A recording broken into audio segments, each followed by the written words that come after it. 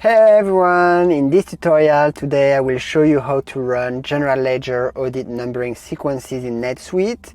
Just before that, please remember to visit coleno.com to support me, where I will share more tools and information to enhance your accounting processes. So now let's get started.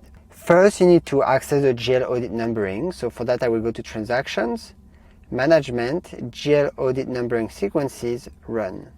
So here we need to select an accounting period here, so you see, for which we want to run numbering sequences. Don't forget to subscribe to this channel for more useful tutorials, and then you can click on New Sequence.